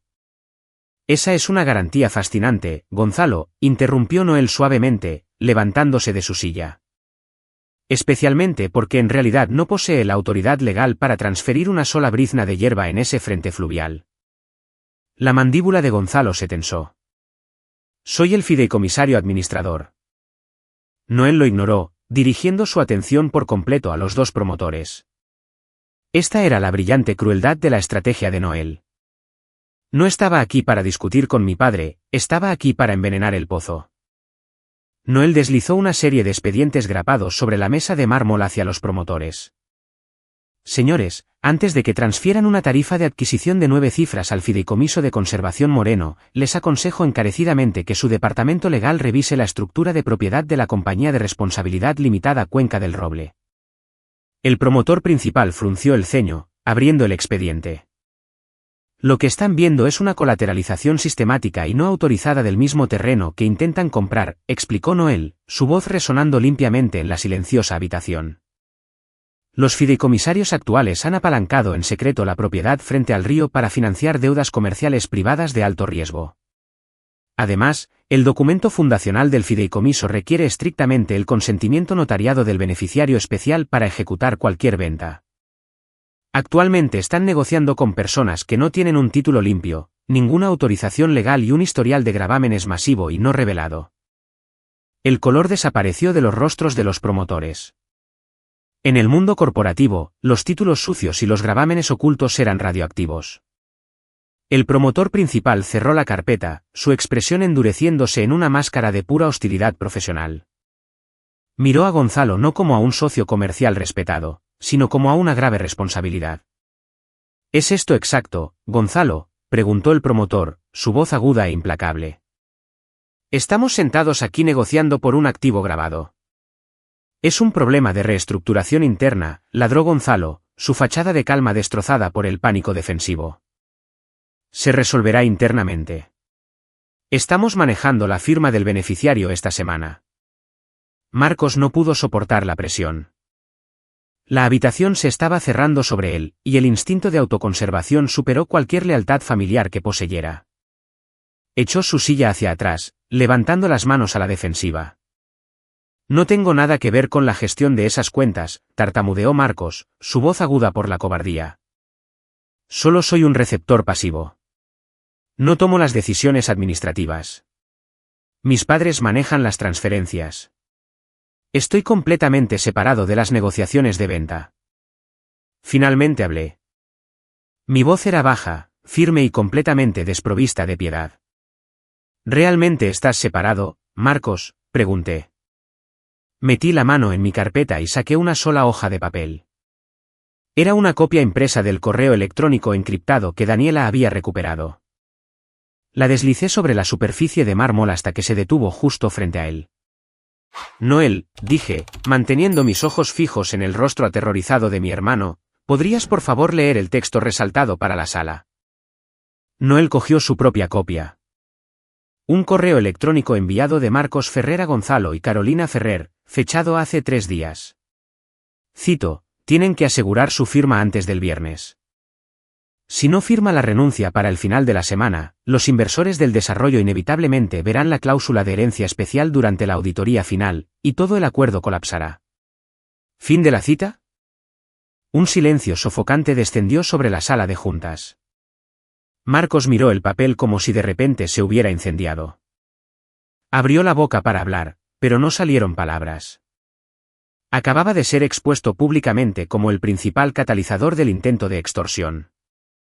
Había delatado a sus padres, y a cambio, Noel lo había atropellado con un tren de carga. Carolina cerró los ojos, una expresión de derrota profunda y nauseabunda invadiendo sus rasgos. Gonzalo respiraba pesadamente, sus manos apretadas en puños sobre la mesa. Esto es una caza de brujas, siseó Gonzalo, aunque su voz carecía de su habitual autoridad estruendosa. Están tergiversando la correspondencia familiar. Todavía soy el fideicomisario, y todavía controlo los archivos. En realidad, interrumpió una voz delgada y cascada. Todos se giraron hacia el final de la mesa. Enriqueta Valle se ajustó sus gafas de montura de alambre. Había estado sentada tan silenciosamente que su repentina intervención se sintió discordante. Abrió su maletín de cuero maltratado y sacó un pesado libro de contabilidad legal con mucho relieve. Tú controlas los archivos administrativos activos, Gonzalo, corrigió Enriqueta, su tono llevando el peso absoluto e intransigente de la ley. No controlas los apéndices sellados. Gonzalo se congeló. La ira en sus ojos fue reemplazada instantáneamente por un destello de terror genuino y puro. Antes de que Julia Moreno falleciera, continuó Enriqueta, dirigiéndose a la sala en general, confió a mi bufete un codicilo físico y sellado con respecto al fideicomiso de conservación Moreno. Sus instrucciones fueron notablemente específicas. El codicilo debía permanecer encerrado en una bóveda bancaria privada, completamente inaccesible para los fideicomisarios administradores. ¿Y cuáles son las condiciones para abrirlo?, preguntó Noel, interpretando su papel perfectamente. El sello solo puede romperse, recitó Enriqueta de memoria, tras la presentación de evidencia creíble de que los fideicomisarios administradores se han involucrado en autonegociación o han intentado coaccionar, intimidar o privar de sus derechos al beneficiario especial designado. Me miró directamente, luego a la grabadora de audio que descansaba sobre la mesa. Dada la documentación presentada aquí hoy y la existencia de una grabación de audio que detalla un intento de forzar una firma bajo falsas pretensiones, creo que el umbral legal para romper el sello se ha cumplido definitivamente. Gonzalo no solo se opuso, entró en pánico. Golpeó ambas manos sobre la mesa, medio levantándose de su silla. «Ese documento no es válido», gritó Gonzalo, su voz quebrándose por la desesperación. Ese codicilo fue redactado hace décadas. Fue legalmente anulado antes de que ella muriera. No tiene validez en un tribunal moderno. La sala de juntas quedó en silencio sepulcral. Los dos promotores miraron a Gonzalo con total incredulidad. Noel solo sonrió, una expresión fría y victoriosa. Gonzalo se dio cuenta de su error fatal un segundo demasiado tarde. Había hablado demasiado rápido. Si el codicilo fuera realmente un trozo de papel olvidado y sin sentido, no habría tenido ninguna razón para reaccionar con una urgencia tan violenta. Al gritar que no era válido antes de que nadie supiera lo que contenía, acababa de confesar públicamente que sabía exactamente lo que contenía el sobre, y que lo temía más que a nada en el mundo. El promotor principal se levantó, abotonándose la chaqueta del traje con un movimiento agudo y definitivo. Hemos terminado aquí, anunció el promotor, su tono más frío que el hielo. Toda esta transacción está congelada. No avanzaremos con ninguna adquisición, negociación o desembolso hasta que este fideicomiso haya sido sometido a una auditoría federal forense completa y a una liquidación de títulos. No vuelvan a contactar con nuestras oficinas, Gonzalo. Los dos promotores salieron de la habitación, las pesadas puertas de cristal se cerraron detrás de ellos, bloqueando efectivamente el paracaídas dorado de mis padres. Los millones de dólares que habían tramado y robado para asegurar acababan de desvanecerse en el aire. Gonzalo se hundió de nuevo en su silla, una cáscara hueca y derrotada del hombre que había entrado 30 minutos antes. Carolina ahora lloraba abiertamente, la realidad de su humillación pública finalmente calando. Marcos se sentó paralizado, mirando fijamente la mesa de mármol. La ejecución pública había terminado. Pero mientras miraba las manos temblorosas de mi padre, supe que la guerra no había terminado del todo. Habían perdido el acuerdo del frente fluvial, pero la verdadera fuente de su poder, los secretos más profundos que habían enterrado para mantener su imperio, todavía estaban guardados en la oscuridad. La reunión se levantó en un silencio pesado y sofocante. Empaqué mis documentos lentamente, sin sentir alegría, solo una satisfacción sombría y mecánica. La batalla final no se iba a librar bajo las luces fluorescentes de un rascacielos corporativo. Iba a ocurrir mañana por la mañana en la bóveda subterránea donde mi familia todavía creía que podía controlar el pasado. La sala de juntas se había vaciado, dejando solo el olor rancio de ambiciones derrotadas y café tostado frío. Enriqueta Valle empacó su maletín de cuero con movimientos lentos y deliberados. Se volvió hacia Noel y hacia mí, su voz bajando a un susurro conspirador que se sintió más fuerte que un grito. El codicilo físico original está encerrado dentro de una bóveda de archivo de alta seguridad en el depósito soberano de Savannah, confirmó Enriqueta, ajustándose sus gafas de montura de alambre. El protocolo de la institución es absoluto. Romper un documento testamentario sellado requiere la presencia física del albacea designado, los fideicomisarios actuales y el beneficiario especial. Nos reunimos mañana por la mañana exactamente a las 9. Esperaba que mis padres pasaran el resto de la tarde atrincherándose detrás de sus costosos abogados defensores. Esperaba una viciosa contramaniobra legal. En cambio, intentaron una táctica mucho más insidiosa. Precisamente a las 4 de la tarde, sonó mi teléfono. La identificación de llamada mostraba a Gonzalo Ferrer. Respondí, poniendo el dispositivo en altavoz para que Noel pudiera oír.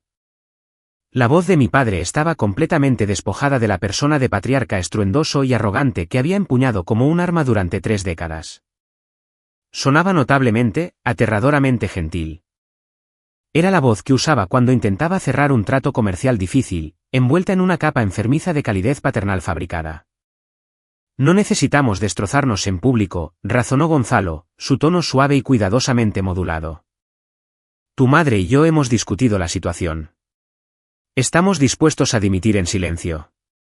Podemos arreglar un acuerdo privado y extraoficial ahora mismo.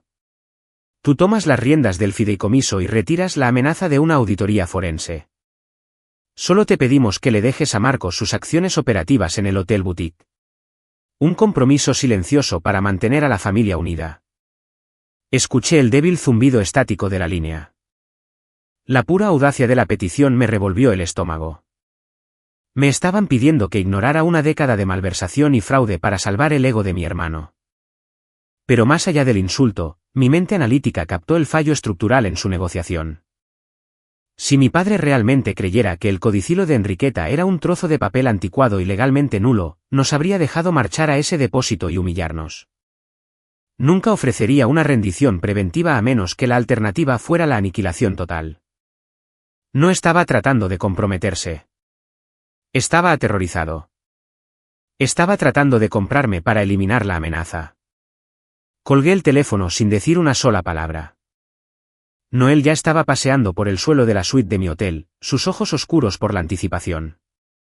Van a hacer un movimiento físico esta noche, predijo Noel, su voz tensa y urgente. La gente como tu padre no acepta la derrota. Alteran el campo de batalla. En 2 horas, Noel había solicitado a un juez estatal comprensivo. Aseguró una orden judicial de emergencia, congelando por completo cada activo, transferencia y modificación de escritura adjunta al fideicomiso de conservación Moreno durante las siguientes 48 horas. Pero Noel no se detuvo en el juzgado. Hizo una llamada silenciosa y no documentada al jefe de seguridad del depósito soberano de Savannah. Emitió una estricta advertencia de que la caja de archivo de la familia Ferrer era objeto de una volátil disputa civil y estaba en un riesgo extremadamente alto de manipulación nocturna no autorizada. La anticipación hizo que dormir fuera una imposibilidad absoluta. Me senté junto a la ventana de mi suite, observando las luces de la calle parpadear contra el espeso dosel de robles afuera. La ciudad se sentía como un depredador masivo conteniendo la respiración en la oscuridad. A las 2:30 de la madrugada, mi teléfono vibró violentamente sobre la mesita de noche. La identificación de llamada mostraba a Daniela Rivas. Respondí de inmediato. Eva, susurró mi prima frenéticamente, su voz temblando tanto que apenas podía entenderla, estaba volviendo a casa de un turno de noche en el hospital. Acabo de pasar por el distrito de los depósitos en el centro. Vi el coche de tu padre. Él y Marcos estaban aparcados a media manzana de la entrada de la banca privada. Estaban sentados allí en la oscuridad con el motor apagado. La imagen de mi padre y mi hermano acechando en las sombras fuera de un banco como ladrones desesperados me recorrió la espalda con un violento escalofrío. Los grandes e intocables hombres Ferrer, los pilares de la sociedad de Savannah, reducidos a merodear por las calles en plena noche para robar la carta de una mujer muerta. Estaban dispuestos a cometer un robo para evitar que leyera las últimas palabras de mi abuela. El aire de la mañana era espeso, sofocante y cargado de lluvia inminente cuando llegamos al depósito a las 9:45. El edificio era una imponente fortaleza de piedra gris, latón pulido y cristal antibalas. Nos reunimos en el vestíbulo cavernoso y silencioso. Gonzalo y Carolina llegaron minutos después. Marcos caminaba unos pasos detrás de ellos, su rostro pálido y demacrado, sus ojos moviéndose nerviosamente hacia las cámaras de seguridad montadas en las esquinas del techo. Un hombre alto con un traje a medida se acercó a nuestro grupo. Se presentó como el gerente principal de la bóveda. Antes de llevarnos hacia el ascensor subterráneo, se detuvo y miró directamente a mi padre con una mirada de puro desdén profesional.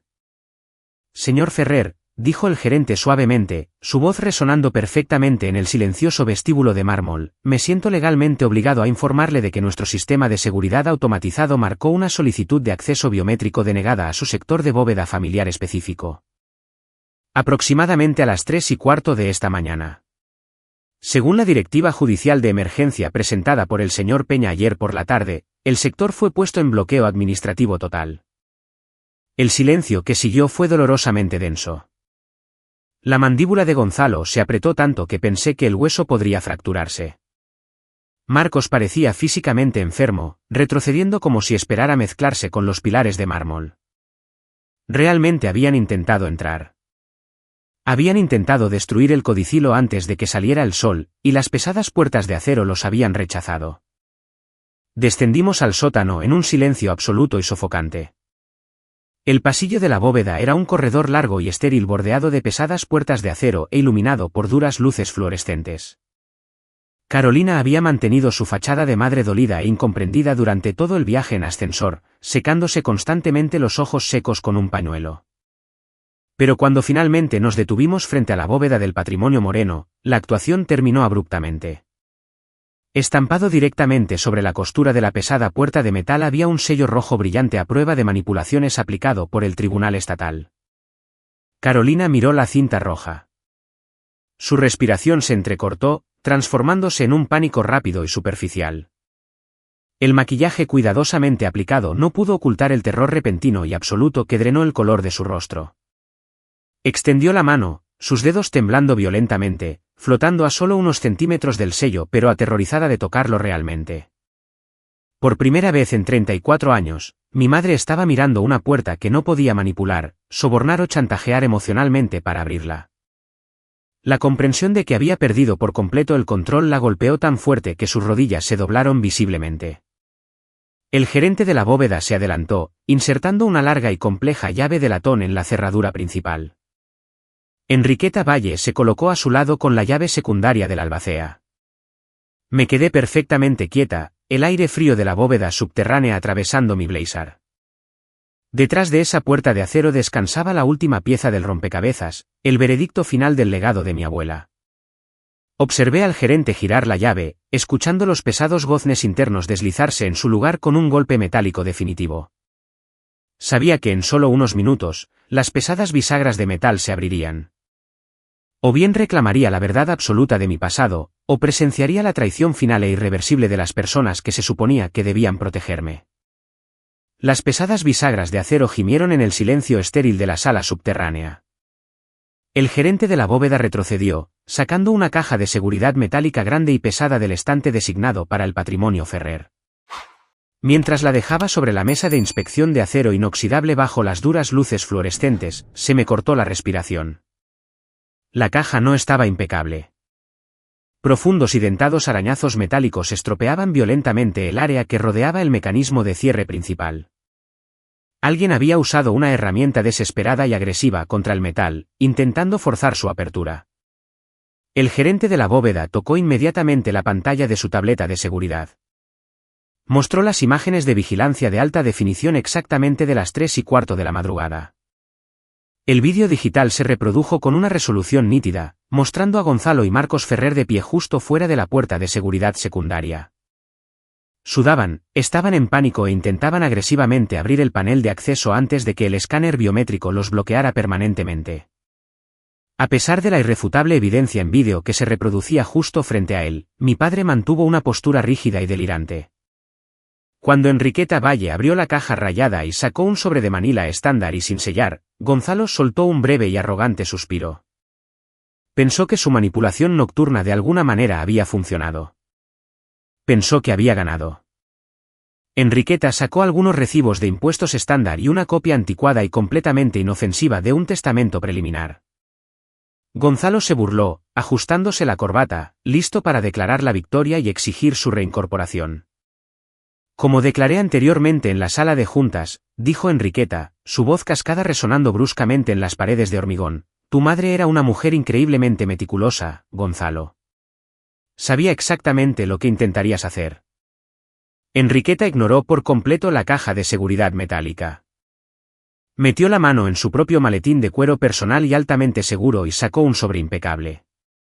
Estaba fuertemente sellado con el grueso e intacto sello de cera carmesí de su bufete de abogados. Romper el sello de cera sonó como un disparo en la habitación silenciosa. Dentro del sobre había una gruesa pila de pergaminos, una pesada llave de hierro, una unidad de almacenamiento digital y una escritura de propiedad original. Noel se inclinó, examinó la escritura y levantó la vista con la sonrisa de un depredador. Esta es la escritura de la franja ferroviaria comercial, anunció Noel, su voz vibrando con un triunfo absoluto. La franja de tierra exacta y precisa que los promotores del frente fluvial necesitan desesperadamente para conectar su centro logístico. Sin esta escritura específica, todo su proyecto de $1.000 millones no es más que tierra inútil. Y esta escritura está titulada exclusivamente a nombre del beneficiario especial. Enriqueta conectó la unidad digital a su tableta portátil. La pantalla parpadeó y, de repente, mi abuela estaba sentada en la habitación con nosotros. La calidad del vídeo era antigua, pero Julia Moreno Ferrer miraba directamente a la cámara con la inteligencia aguda e implacable que recordaba tan vívidamente de mi infancia. Gonzalo, Carolina, habló la voz grabada de Julia, rompiendo el pesado silencio de la bóveda.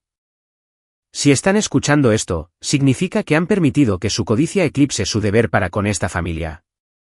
Siempre supe que las propiedades frente al río eventualmente explotarían en valor. También supe que verían a Eva no como una hija con la que compartir esa prosperidad, sino como un obstáculo a eliminar. Julia detalló el mecanismo de seguridad definitivo. La cláusula era férrea. Si alguna vez hubiera prueba documentada de que los fideicomisarios administradores intentaron coaccionar, intimidar o defraudar al beneficiario especial de su legítima herencia, su estatus fiduciario sería revocado inmediata y permanentemente. El control total del fideicomiso de conservación Moreno, incluida la escritura ferroviaria, se transferiría instantáneamente a mí. Noel se adelantó para dar el golpe final y letal. No gritó. Simplemente colocó las pruebas sobre la mesa de acero, pieza por pieza. Puso la grabadora de audio digital que contenía la extorsión del comedor de la granja. Expuso la copia impresa del correo electrónico de pánico e incriminatorio de Marcos.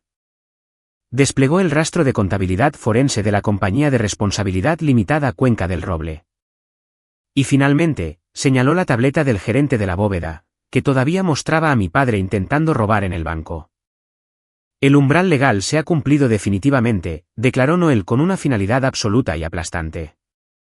Carolina se derrumbó por completo. La matriarca pulida y aristocrática se disolvió en un instante. Cayó de rodillas sobre el frío suelo de hormigón, sus manos cuidadas aferrándose desesperadamente al dobladillo de mi falda. Las lágrimas arruinaron su maquillaje perfecto, su pecho se agitaba con sollozos aterrorizados. Por favor, Eva, lloró, un sonido patético y agonizante que rebotó en las paredes de acero. No hagas esto. No destruyas a nuestra familia. Podemos arreglarlo. Nos necesitas. Por favor. Miré a la mujer que había pasado 34 años haciéndome sentir completamente inadecuada, indigna de amor y en deuda. No sentí absolutamente ninguna calidez, pero tampoco sentí rabia. El control emocional que tenía sobre mí había desaparecido por completo. No estoy destruyendo a la familia, mamá, dije, mi voz completamente firme y fría. Esta familia terminó hace mucho, mucho tiempo. Hoy es simplemente el día en que el papeleo finalmente se puso al día con la realidad. La ejecución fue rápida y absoluta. Allí mismo en la bóveda, Gonzalo y Carolina fueron oficialmente despojados de todos los poderes de fideicomisarios, a la espera de una masiva auditoría forense federal.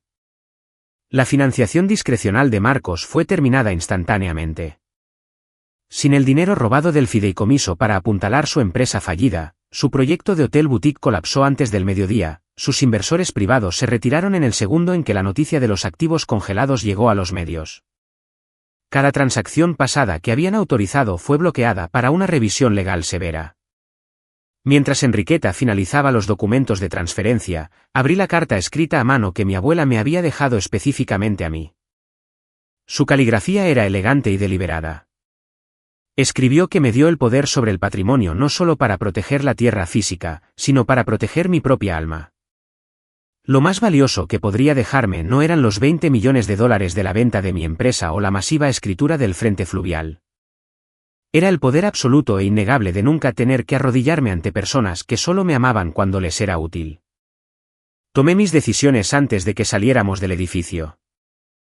Mantendría la beca ocupacional Julia Moreno, despojándola por completo de la empresa fantasma fraudulenta y convirtiéndola en una fundación legítima y transparente para jóvenes empresarias en Savannah. Reestructuraría el fideicomiso, purgando cada rastro de la influencia de mis padres. Y usaría la escritura ferroviaria para convocar a los promotores de nuevo a la mesa, renegociando toda la adquisición del Frente Fluvial enteramente bajo mis propios términos. Por primera vez en la historia de la familia Ferrer, absolutamente nadie iba a hablar por mí. Salí del depósito soberano de Savannah con Noel a mi lado. Las pesadas y opresivas nubes de tormenta de la mañana finalmente se habían roto.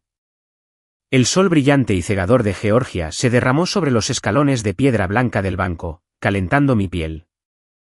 Metí la mano en el bolsillo de mi blazer y envolví mis dedos alrededor de la pesada llave de hierro de mi abuela. Apenas 2 días antes, me senté en una oficina de un rascacielos e hice una llamada telefónica, fingiendo que había perdido 20 millones de dólares en medio de la noche. Pero de pie bajo la brillante luz del sol, me di cuenta de la verdad absoluta. No perdí nada esa noche. Gané mi voz. Reclamé mi pasado. Y finalmente me gané el derecho a alejarme por completo de las ruinas tóxicas que otras personas llamaban familia. Muchas gracias por escuchar mi historia. Por favor, déjenme saber en los comentarios desde dónde están escuchando para que podamos conectar y compartir nuestras opiniones. Y no olviden suscribirse al canal, darle me gusta a este vídeo y apoyar presionando el botón de entusiasmo para que esta historia pueda ser escuchada por muchas más personas.